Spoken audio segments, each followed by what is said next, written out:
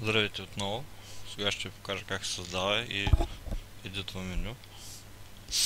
Влязали сме в администраторската част на сайта.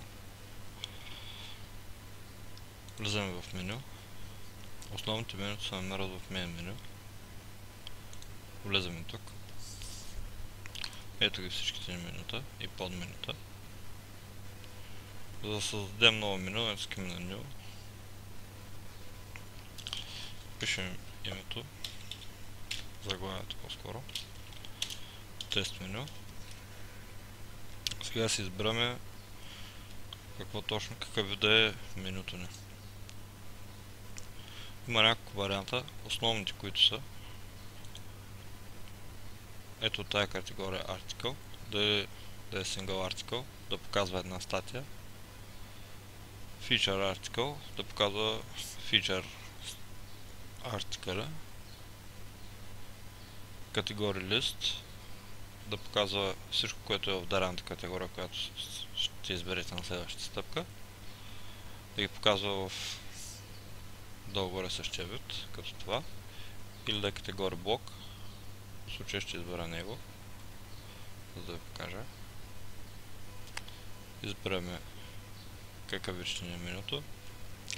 От тук, от Parent Item, можем да изберем дали да не е основно меню или да е подменю на някое друго меню. В случая ще го направя подменю на меню курсове. Задаваме му, натискам Save.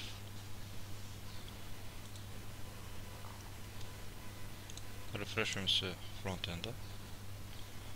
Тук ми даде някаква грешка.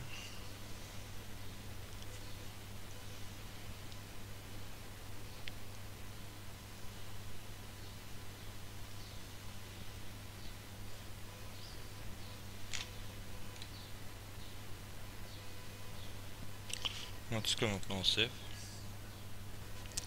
Вече всичко е наред. И менюто ни се показва в подменю курсове. Ето го нашето меню. Натискам върху него. Ни се показва избраната от нас категория.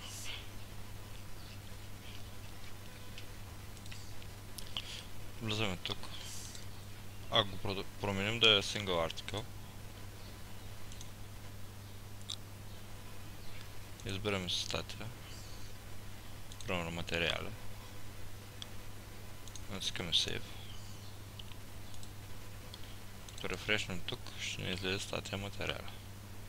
Ето я.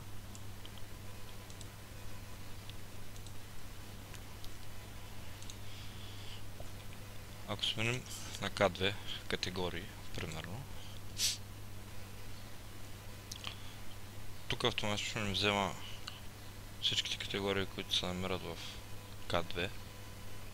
И като натиснем Save, тук ще се появят всичките категории. Защо давам безплатен урок и така нататък.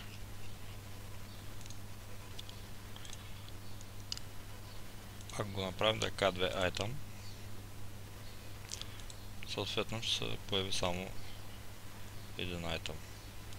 Примерно ето този. Натискаме Save. И ето ни е нашата статика.